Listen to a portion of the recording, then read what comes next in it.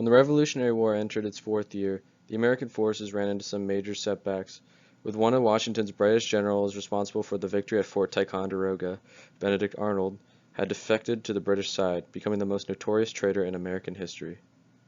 Along with such a shocking loss of leadership, the Americans were beginning to take devastating losses in the southern colonies.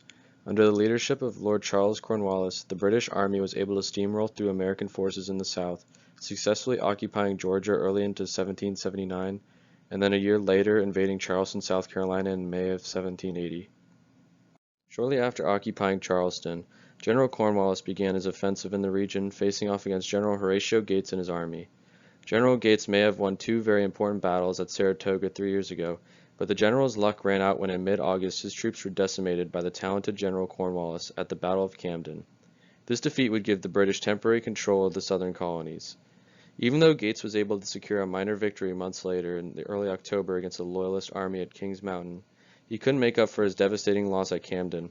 By December, Gates had been replaced as commander in the South by Nathanael Greene.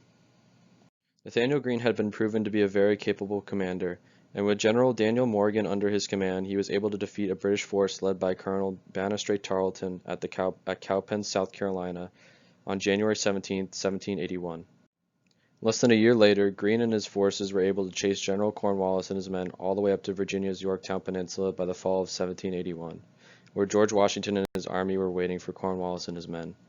When General Cornwallis reached the Yorktown Peninsula, General Washington and his army, along with a French force commanded by General Jean-Baptiste Rochambeau, were able to push Cornwallis and his men to the edge of Yorktown with a total of 14,000 men.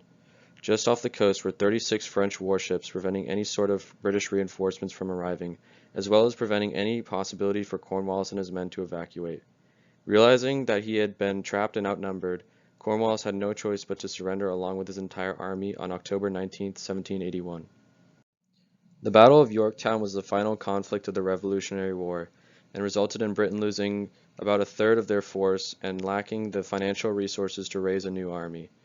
Even though the victory is seen by many as the moment America gained its independence, there still would be large numbers of British troops remain stationed in the cities of Savannah and Charleston, along with a large main army still residing in New York. However, neither side was willing to engage each other in combat, lasting in a stalemate as the British troops remaining were too demoralized to continue fighting. It would take almost 2 years later for the British Parliament to decide that continuing the war in America was no longer worth their time, and on September 3, 1783, the Treaty of Paris was signed between Britain and America, with Britain officially recognizing the independence of the United States of America and concluding the war for good.